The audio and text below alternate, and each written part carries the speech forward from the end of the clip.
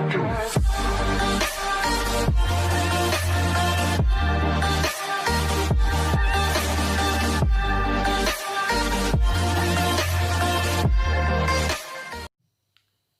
നമ്മൾ 10ാം ക്ലാസ്സിൻ്റെ ഹതാശ സേ ഏക് വ്യക്തി ബൈഠ് ഗയാ താ എന്ന പാഠത്തിൻ്റെ ടിപ്പണിയാണ് പഠിക്കുന്നത്.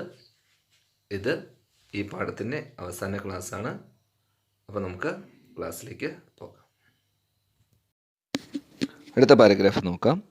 जैसे किसी गज़ल में आखिरी शेर के आखिरी शब्द श्रोताओं के जुबान पर आपसे आप आ जाते हैं, वैसे ही इस कविता के अंतिम शब्द यानी साथ साथ चलना के बाद यदि कविता पाठ रोक दिया जाए तो सुनने वाले खुद वाक्य पूरा कर देंगे और कहेंगे जानते थे. നോക്കിക്കോളൂ. ജയ്സെ പോലെ കിസി ഗസൽ മേ ഏതെങ്കിലും ഗസലിൽ ആഖിരി ഷേർക്ക് ആഖിരി ശബ്ദം അവസാനത്തെ ഷേർ എന്ന് വെച്ചാൽ ഈരടി എന്നാണ് കേട്ടോ. അവസാനത്തെ 2 വരി എന്നാണ് കേട്ടോ. അവസാനത്തെ ഈരടിയുടെ ആഖിരി ശബ്ദം അവസാനത്തെ വാക്ക് ശ്രോതാവോं के जुबान കേൾക്കുന്നവരുടെ മനസ്സിൽ അല്ലെങ്കിൽ നാവിൻ തുമ്പിൽ കേൾക്കുന്നവരുടെ നാവിൻ തുമ്പിൽ ആപ്സെ ആപ് ആ ജാത്തെ ഹേ സ്വയം വരുന്നത് പോലെ. അപ്പം ഗസൽ നിങ്ങൾ കേട്ടിട്ടുണ്ടാവും അല്ലേ? അപ്പം ഗസലിൻ്റെയൊക്കെ അവസാന വരിയിലെ അവസാന വാക്ക് നമ്മൾക്ക് ഗസൽ കഴിഞ്ഞതിന് ശേഷവും നമ്മുടെ മനസ്സിൽ എന്ത് ചെയ്യും, അല്ലെങ്കിൽ നമ്മുടെ നാവിൻ തുമ്പിൽ നമ്മളും ഇങ്ങനെ പാടിക്കൊണ്ട് നടക്കും. ഓക്കെ, അതാണ് അതിൻ്റെ ശക്തി. അതുപോലെ തന്നെ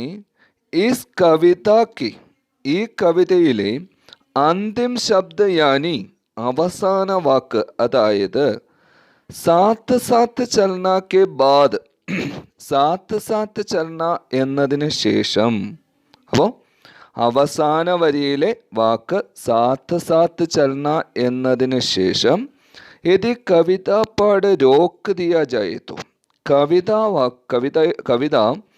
രോക്ക് എന്ന് വെച്ചാൽ സ്റ്റോപ്പ്, കവിതാ പാഠം സ്റ്റോപ്പ് ചെയ്യുകയാണ് എങ്കിൽ, ഓക്കെ, അപ്പോൾ അവസാന വരിയിൽ സാത്ത് സാത്ത് ചലന എന്നതേ ഉള്ളൂ, ജാൻതേ എന്ന വാക്കില്ല എങ്കിൽ ജായത്തോ രോക്ക് ദിയാ ജായത്തോ സുനനെ വാലെ കേൾക്കുന്നവര് ഖുദ് സ്വയം വാക്യ ആ സെന്റൻസ് പൂരാ കർ ദേങ്കേ കംപ്ലീറ്റ് ആക്കും, ഓർ കഹേങ്കേ ജാൻതേ എന്നിട്ട് പറയും അറിയാമായിരുന്നു എന്ന്. ഓക്കെ, അപ്പോൾ ഏതെങ്കിലും ഗസലിൻ്റെ അവസാന വാക്ക് അവസാന ഈരടികൾ വീണ്ടും വീണ്ടും വരുന്നത് പോലെ, അല്ലെങ്കിൽ ആ അവസാന ഈരടി കേട്ടിട്ട് അതിൻ്റെ അവസാന വാക്ക് നമ്മുടെ നാവിൻ തുമ്പിൽ വീണ്ടും വരുന്നത് പോലെ ഇവിടെയും സാത്ത് സാത്ത് ചലന എന്ന വാക്കിന് ശേഷം ഈ കവിത സ്റ്റോപ്പ് ചെയ്യുകയാണ് എങ്കിൽ കേൾക്കുന്നവരുടെ നാവിൽ, കേൾക്കുന്നവരുടെ മനസ്സിൽ സ്വയം ജാൻതേ ഥി എന്ന വാക്ക് വരും. ഓക്കെ, അത് കവിതയുടെ ശക്തിയാണ്. കാര്യം ഒരു വേർഡ് ഇല്ല എങ്കിൽ പോലും അത് മനസ്സിൽ നമുക്ക് ആ വാക്ക് മനസ്സിൽ തോന്നുക എന്നത് കവിതയുടെ ശക്തിയെ സൂചിപ്പിക്കുന്നു എന്നാണ് ലേഖകൻ ഉദ്ദേശിക്കുന്നത് കേട്ടോ. നോക്കിക്കോളൂ. ये कविता जानना शब्द के रूढ़िग्रस्त अर्थ को पूरी तरह से बदल देती है. इस कविता की पहली 2 पंक्तियों में ही कवि अपनी पूरी बात कह देता है.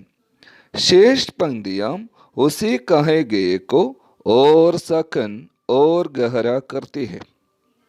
कविता का संदेश है कि 2 मनुष्यों के बीच मनुष्यता का एहसास यानी मानवीय संवेदना होना जरूरी है, जानकारियाँ जरूरी नहीं है. നോക്കിക്കോളൂ.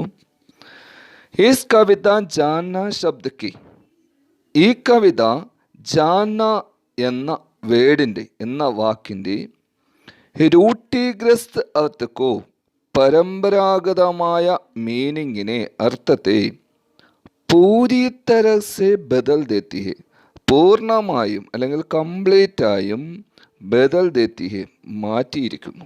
ഓക്കെ. അപ്പം ഈ കവിതയിൽ ജാന്ന എന്ന വാക്ക് നമ്മൾ ആദ്യത്തെ ഭാഗത്ത് പഠിച്ചു അല്ലേ. നമ്മൾ ജാന്ന എന്നതുകൊണ്ട് ഉദ്ദേശിക്കുന്നത് പേര്, വിലാസം തുടങ്ങിയവയെ മനസ്സിലാക്കുക എന്നുള്ളതാണ്. പക്ഷേ ഈ കവിതയിൽ ജാന്ന എന്ന വാക്കുകൊണ്ട് ഉദ്ദേശിക്കുന്നത് അതല്ല. അത് ആ സെൻറ്റൻസ് തന്നെ വീണ്ടും ഇവിടെ സൂചിപ്പിച്ചിരിക്കുന്നു. ഈ കവിതയിൽ ജാന്ന എന്ന വാക്കിൻ്റെ പരമ്പരാഗതമായ മീനിങ്ങിനെ കംപ്ലീറ്റ് ആയിട്ട് തന്നെ മാറ്റിയിരിക്കുന്നു. इस कविता की पहली दो पंक्तियों में ही, ഈ കവിതയുടെ ആദ്യത്തെ 2 വരികളിൽ തന്നെ, പങ്ക്തിയാന്ന് വെച്ചാൽ വരികൾ, ഈ കവിതയിലെ ആദ്യത്തെ 2 വരികളിൽ തന്നെ കവി അപ്നി പൂരി ബാത്ത് കഹ് ദേത്താ ഹൈ. കവി തൻ്റെ കംപ്ലീറ്റ് ആയിട്ടുള്ള കാര്യങ്ങൾ, എല്ലാ കാര്യങ്ങളും ഒക്കെ കഹ് ദേത്താ ഹൈ പറയുന്നു. അപ്പം ആദ്യത്തെ 2 വരികളിൽ തന്നെ കവി എല്ലാ കാര്യങ്ങളും, ഈ കവിതയിൽ എന്താണ് കവി ഉദ്ദേശിക്കുന്നത് എന്നുള്ള എല്ലാ കാര്യങ്ങളും പറയുകയാണ് ചെയ്യുന്നത്. ശേഷ് പങ്ക്തിയാം ഉസി കഹേ ഗയേ കോ ഓർ സകൻ ഓർ ഗഹര കഹത്തെ ഹൈ. പിന്നീട് അവശേഷിക്കുന്ന വരികളിൽ, ശേഷ് പങ്ക്തിയാം അവശേഷിക്കുന്ന വരികളിൽ, ഉസി കഹേ ഗയേ കോ ആ പറഞ്ഞ കാര്യത്തെ, ഓർ സകൻ ശക്തവും, സകൻ എന്ന് വെച്ചാൽ ശക്തമാക്കുന്നു അല്ലെങ്കിൽ ഉറപ്പിക്കുന്നു, ഓർ ഗഹര അതുപോലെ ആഴത്തിലുള്ളതുമാക്കുന്നു. അപ്പം ബാക്കിയുള്ള വരികളിൽ പറഞ്ഞ കാര്യത്തിനെ ശക്തമായി ഉറപ്പിക്കുകയും അല്ലെങ്കിൽ പറഞ്ഞ കാര്യത്തിനെ ഉറപ്പിക്കുന്നു, അതുപോലെ അതിനെ ആഴത്തിൽ ഉള്ളതാക്കി മാറ്റുകയും ചെയ്യുന്നു, ആഴത്തിലുള്ളതാക്കുകയും ചെയ്യുന്നു. ഓക്കെ. അപ്പോൾ ആദ്യത്തെ 2 വരികളിലൂടെ മീനിങ് സംസാരിച്ചു, പിന്നീടുള്ള വരികളിലൂടെ ആ സംസാരിച്ച കാര്യത്തെ ശക്തമാക്കുന്നു എന്നതാണ്. കവിത ക സന്ദേശേക്ക്, കവിതയുടെ സന്ദേശം ഇതാണ്, കവിത നമുക്ക് തരുന്ന സന്ദേശം ഇതാണ്. ദോ മനുഷ്യോം കെ ബീച്ച്, 2 മനുഷ്യന്മാരുടെ ഇടയിൽ, മനുഷ്യത ക അഹ്സാസ് മനുഷ്യത്വം എന്ന ബോധം, യാനി അതായത് മാനവീയ സംവേദന ഹോന സരൂരി ഹേ, മനുഷ്യത്വപരമായ സംവേദനങ്ങൾ, ആശയവിനിമയം ഉണ്ടാകേണ്ടത് സരൂരി ഹേ ആവശ്യമാണ്. ജാൻകാരിയാം സരൂരി നഹീം ഹേ, അറിവുകൾ അത്യാവശ്യം അല്ല എന്നാണ്. ഓക്കെ. അപ്പോൾ ഇത് നന്നായിട്ട് പഠിച്ചോണം, നമുക്ക് എഴുതേണ്ടതായിട്ട് വരും. കവിതയുടെ സന്ദേശം ഇതാണ്, 2 മനുഷ്യന്മാർ തമ്മിൽ മനുഷ്യത്വപരമായ, മനുഷ്യതയുടെ ബോധം, അതായത് മാനുഷികപരമായ സംവേദന, ആശയമാറ്റങ്ങൾ, മൊഴിമാറ്റങ്ങൾ ഉണ്ടാകേണ്ടത് ആവശ്യമാണ്, അറിവുകൾ ആവശ്യമില്ല. ഓക്കെ. അപ്പം പരിക്ക് പറ്റി കിടക്കുന്ന ആളെ, അപകടത്തിൽപ്പെട്ട് കിടക്കുന്ന ആളെ പറ്റി നമുക്ക് മനസ്സിലാക്കേണ്ട ആവശ്യമില്ല. പക്ഷേ അവൻ എന്താണ് വിഷമം എന്ന് മനസ്സിലാക്കി അതിന് സഹായിക്കേണ്ട കാര്യമാണ് നമുക്കുള്ളത്. അവരെ പറ്റിയുള്ള മറ്റ് വിവരങ്ങൾ തേടേണ്ട ആവശ്യം ഇല്ല. അവരുടെ വിഷമം എന്താണെന്ന് മനസ്സിലാക്കി അത് ചെയ്തു കൊടുക്കുക, അത് ഇല്ലാതാക്കാനുള്ള കാര്യങ്ങൾ ചെയ്തു കൊടുക്കുക. ഇതാണ് നമുക്ക് വേണ്ടത് എന്ന സന്ദേശമാണ് ഈ കവിതയിലൂടെ കവി തരുന്നത് എന്നാണ് ലേഖകൻ ഉദ്ദേശിക്കുന്നത്. ഓക്കെ. ഈ കാര്യങ്ങൾ പഠിച്ചു വെച്ചേക്കുക കേട്ടോ, കവിതയുടെ സന്ദേശം. किंतु यह संदेश कविता में उपदेश की तरह नहीं आता. പക്ഷേ ഈ സന്ദേശം കവിതയിൽ ഉപദേശത്തെ പോലെ നഹിമാത്ത വരുന്നില്ല.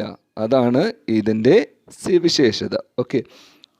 സാധാ ഒരു കവിതയാണ് എന്നുണ്ടെങ്കിലും കഥയാണ് എന്നുണ്ടെങ്കിലും കഥയ്ക്ക് ശേഷം അതിൻ്റെ ഉപദേശം കൂടി ഉണ്ടാവും, ഇതാണ് എന്ന്.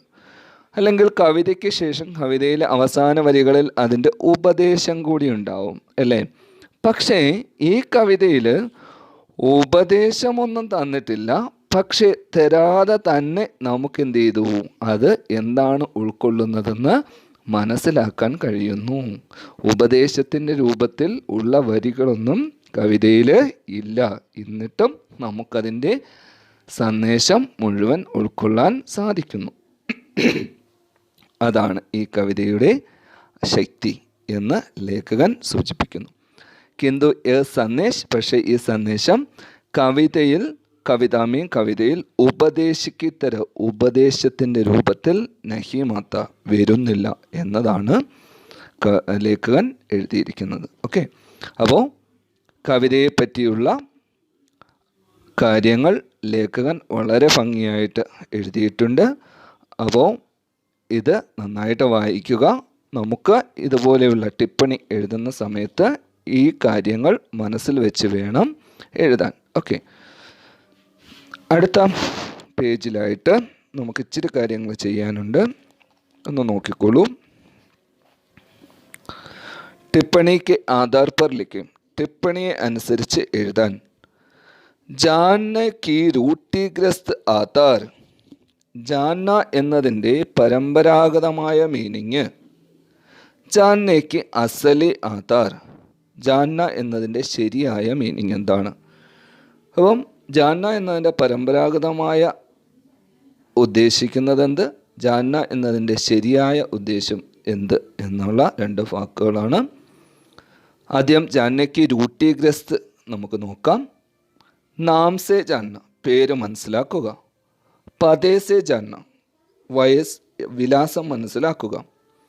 ഉമ്ര സെ ജാന്ന, വയസ്സ് മനസ്സിലാക്കുക.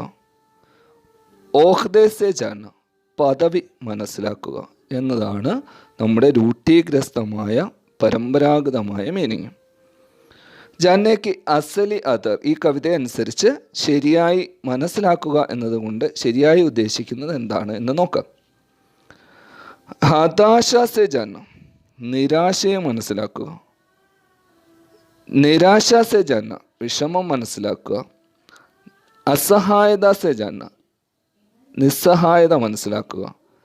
സങ്കട് സെ ജാന്ന, സങ്കടം മനസ്സിലാക്കുക. അപ്പം ജാന്ന എന്നതിൻ്റെ ശരിയായ മീനിങ് ഹതാശ സെ ജാന്ന, നിരാശ സെ ജാന്ന, അസഹായത സെ ജാന്ന, സങ്കട് സെ ജാന്ന എന്നിവയാണ്. ഓക്കെ, कविता पर टिप्पणी लिखते समय किन किन बातों पर ध्यान देना है, नरेश सक्सेना की टिप्पणी के आधार पर लिखें. ഓക്കെ, കവിതയെപ്പറ്റി ടിപ്പണി എഴുതുന്ന സമയത്ത് നമ്മൾ ഏതെല്ലാം കാര്യങ്ങൾ നോക്കണം എന്നത് നരേഷ് സക്സേനയുടെ ടിപ്പണി അനുസരിച്ച് മനസ്സിലാക്കുക എന്ന് കൊടുത്തിട്ടുണ്ട്. ഓക്കെ, ടിപ്പണി എന്ന് വെച്ച് കഴിഞ്ഞാൽ നമ്മൾ ചുരുങ്ങിയ വാക്കുകളിൽ എഴുതുന്ന ഒരു കവിതയെപ്പറ്റി ആയാലും ഒരു കഥയെപ്പറ്റി ആയാലും ചുരുങ്ങിയ വാക്കുകളിൽ എഴുതുന്ന നമ്മുടെ ചിന്തകളാണ് ടിപ്പണികൾ. ഓക്കെ, ടിപ്പണികൾ അതുമായിട്ട് ബന്ധപ്പെട്ട് കവിതയുമായിട്ട് ബന്ധപ്പെട്ടാണെങ്കിൽ അതിനെപ്പറ്റി പോസിറ്റീവായിട്ടായിരിക്കും, അതിനെ അംഗീകരിക്കുന്ന രീതിയിലും അതിനെ ഒപ്പോസ് ചെയ്യുന്ന രീതിയിലും നമുക്ക് ടിപ്പണികൾ എഴുതാം. പിന്നെ ടിപ്പണി എഴുതുന്നതിനുള്ള ചില നിയമങ്ങളായിട്ടുള്ളത്, നമ്മൾ ടിപ്പണി എഴുതുന്നതിന് മുമ്പ് ആ കവിത നന്നായിട്ട് വായിച്ചിരിക്കണം. ഓക്കെ, വളരെ നന്നായിട്ട് വായിച്ചിരിക്കണം. ഒന്ന്. രണ്ടാമത്, അതിൻ്റെ മുഖ്യ ബിന്ദുക്കൾ, അതായത് അതിൻ്റെ മുഖ്യമായ കാര്യങ്ങൾ, മുഖ്യമായ വാക്കുകൾ അത് നമ്മൾ വരയിട്ടിട്ട് അണ്ടർലൈൻ ചെയ്തിട്ട് അതിന് അതിന് ഏറ്റവും വലിയ ഇമ്പോർട്ടൻ്റ് കൊടുക്കത്തക്ക രീതിയിലാണ് ടിപ്പണി എഴുതേണ്ടത്. അതുപോലെ ടിപ്പണിയിൽ നമ്മൾ കൽപ്പനയൊന്നും വേണ്ട. എന്ന് വെച്ച് കഴിഞ്ഞാൽ എന്താ, നമ്മളത് ചിന്തിക്കുന്നതായിട്ട് ഉള്ള കാര്യങ്ങളൊന്നും ടിപ്പണിയിൽ ഉൾപ്പെടുത്തേണ്ട ആവശ്യം ഇല്ല. അതുപോലെ ഭാഷ വളരെ ലളിതമായിരിക്കണം. ഓക്കെ, എഴുതി കഴിഞ്ഞതിന് ശേഷം ടിപ്പണി എഴുതി കഴിഞ്ഞതിന് ശേഷം ഒന്നുകൂടി ചെക്ക് ചെയ്യുക. കാര്യം നമ്മൾ സൂചിപ്പിച്ച കാര്യങ്ങൾ വീണ്ടും ഒരു തവണ എഴുതിയ കാര്യങ്ങൾ തന്നെ വീണ്ടും വന്നിട്ടുണ്ടോ എന്ന് നോക്കുക. ഈ കാര്യങ്ങൾ ടിപ്പണി എഴുതുമ്പം ആലോചിക്കുക. നമുക്ക് മറ്റ് ഭാഗങ്ങൾ, ഈ പാഠത്തിൻ്റെ തന്നെ മറ്റ് ഭാഗങ്ങൾ അടുത്ത ക്ലാസ്സിൽ ചെയ്യാം.